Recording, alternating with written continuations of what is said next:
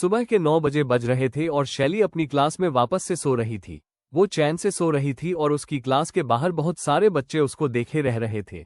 उस भीड़ की वजह से धीरे धीरे उसकी नींद डिस्टर्ब हो गई। डेस्क पर लेटे लेटे ही उसने अपनी आंखें खोल के आसपास देखा तो बहुत सारे बच्चे उसके सामने खड़े थे। वो अपने गुस्से भरे चेहरे से उसकी तरफ इशारा करके कुछ कुछ बोले जा रहे थे। उसको थोड़ी सी देर लगी अपने आसपास की चीजें समझने में, तो उसे एहसास हुआ कि सब उसी के बारे में कुछ खुसफुस कर रहे हैं। ये शैली हंसराज है क्या? बेशर्म लड़की। वही तो, हमारी यूनिवर्सिटी की नाक कटा दी इस लड़की ने। टॉमबॉय है लेकिन हरकतें देखो कैसी है। मिस्टर मलिक को सेड्यूस करने चली है। कैसे सब कुछ करके घोड़े बेच के सो रही है। बैंग। उस जोर से हुई आवाज की वजह से सारी बातें वहीं पर रुक गई।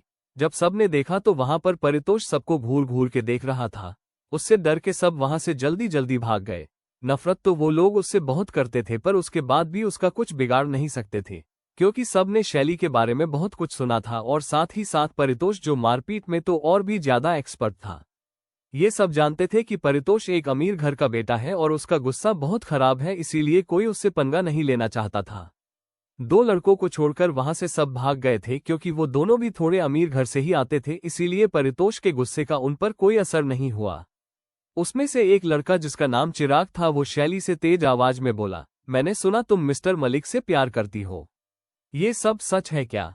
ये सुनकर शैली अपनी सीट पर इतनी जल्दी उठकर बैठे जैसे उसने कोई भूकंप का झटका महसूस किया हो। वो मन मन में सोचने लगती है, क्या मैं किससे प्यार करती हूँ? मिस्टर मलिक से। थोड़ी सी देर इन बातों को सोचने के बाद शैली के चेहरे के रंग उड़ गया। किसने बोला ये? मुझे पता चला ये बोला किसने है तो उसे छोड़ूंगी नहीं। इतना मारूंगी उसको कि याद रखेगा। उसके इस सवाल से वहां पर खड़े दोनों लड़के जोर जोर से हंसने लगे। इसमें इतना क्या फनी है? क्यों तुम्हें नहीं पता? वो मोटा लड़का जिसका नाम उदय था, उसने अपने दोस्त को एक लुक देते हुए बोला, तुम तो फेमस हो गई हो। पूरी दुनिया जानती है कि तुम मिस्टर मलिक से प्यार करती हो। वही साइड में खड़ा चिराग भी इन बातों में अपनी हामी भरता है। पूरी दुनिया ने तुम्हें मिस्टर मलिक से अपने प्यार का इजहार करते हुए सुना है उन पेड़ों के पीछे।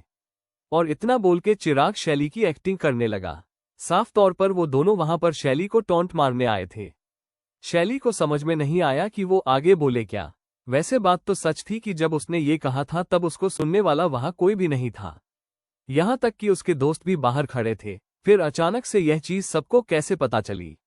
वो अपने दिमाग में जोर लगा लगा के सोच रही थी कि क्या हो सकता है। तभी उसे याद आया कि उसने वहां प्रतीक को देखा था।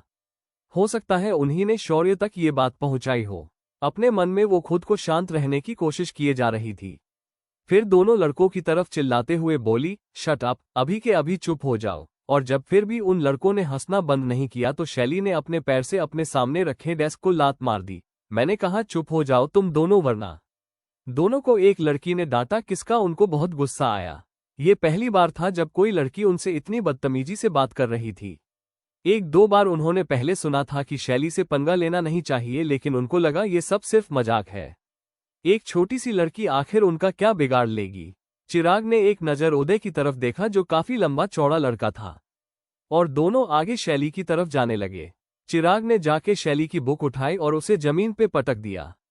उसके होठों पे एक ईवल स्माइल थी। जैसे ही सबने ये होते देखा तभी क्लास से सारे बच्चे वहां से भाग गए। एक पल के लिए दोनों लड़कों को लगा कि बच्चे उनसे डर के भागे हैं। वही बच्चे भागे क्योंकि उन्होंने शैली के चेहरे का गुस्सा दिख गया था, क्योंकि अब दोनों लड़के बुरी तरह पीटने वाले थे। सब आपस में खुसफुस करने लगे, ये लोग पागल है क्या? बहुत गट्स है, तभी तो टॉमबॉय को प्रोवोक कर रहे हैं। हाँ चल जल्दी से भागते हैं यहां से। इसलिए 1 मिनट के अंदर पूरा क्लासरूम खाली हो गया। बस वहां शैली के दोस्त और वो दोनों लड़के बचे थे। शैली आराम से चैन से बैठी हुई थी और अचानक से दोनों को देख के स्माइल करने लगती है। दोनों हैरान होकर उसे देख रहे थे। एक स्माइल काफी थी दोनों के एक्सप्रेशन को बदलने के लिए, और दोनों एक पल के लिए भूल गए कि वो यहाँ करने क्या आए थे। दोनों को वो बहुत सुंदर लग रही थी।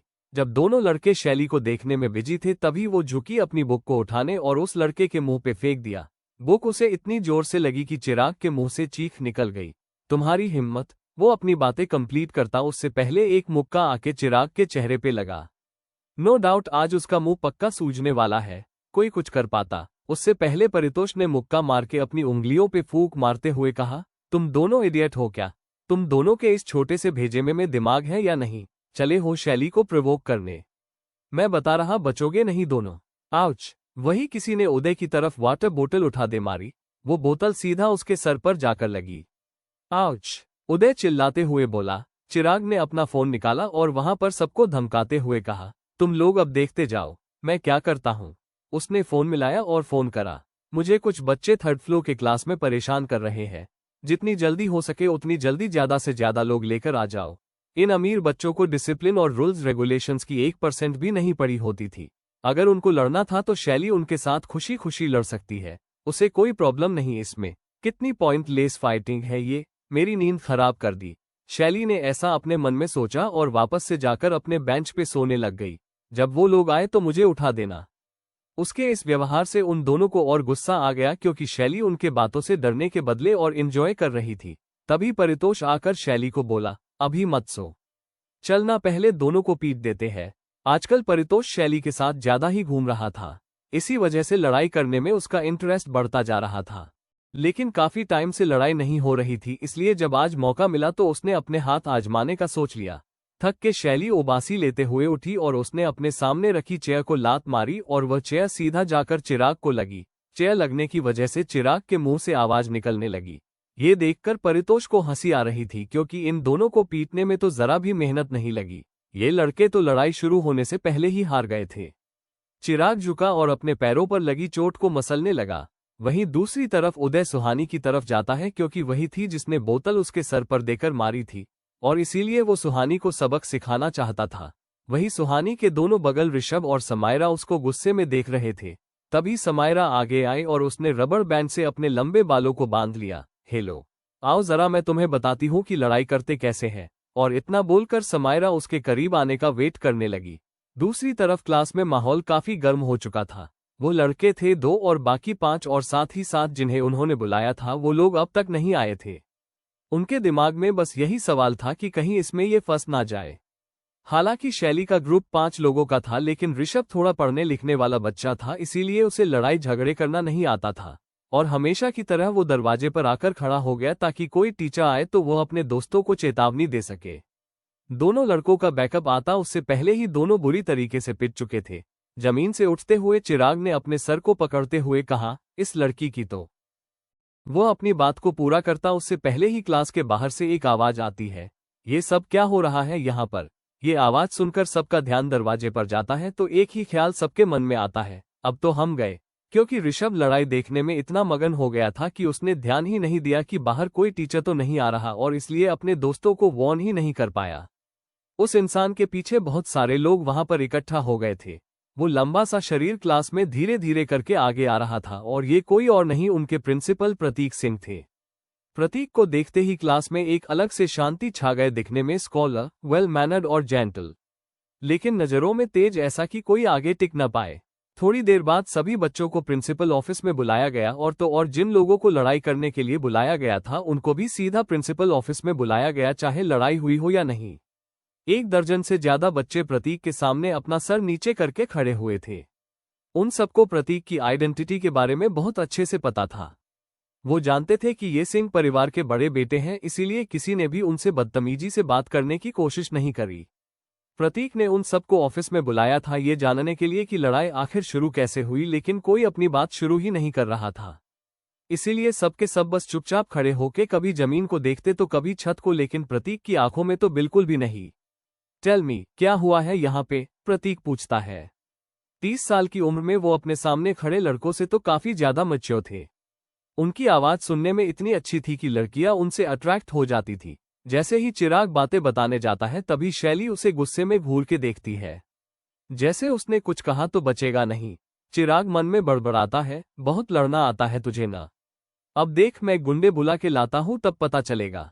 अपनी तेज आंखों से प्रतीक ने शैली और चिराग के बीच चल रही आंखों की लड़ाई को देख लिया था। क्योंकि शैली अपना मुंह नीचे करके खड़ी थी तो उसने नोटिस नहीं किया कि प्रतीक की नजर पूरे टाइम उसी पे थी। शैली, हंसराज, किसके जैसी हो गई हो तुम? शायद लाइफ में माँ की कमी ने ऐसा बना दिया है। उन्होंने अपने चश्मे को ऊपर किया और एक एक करके सबसे उनका नाम पूछा। सारी इन्फॉर्मेशन लेकर उन्होंने डीन को मेल कर दिया।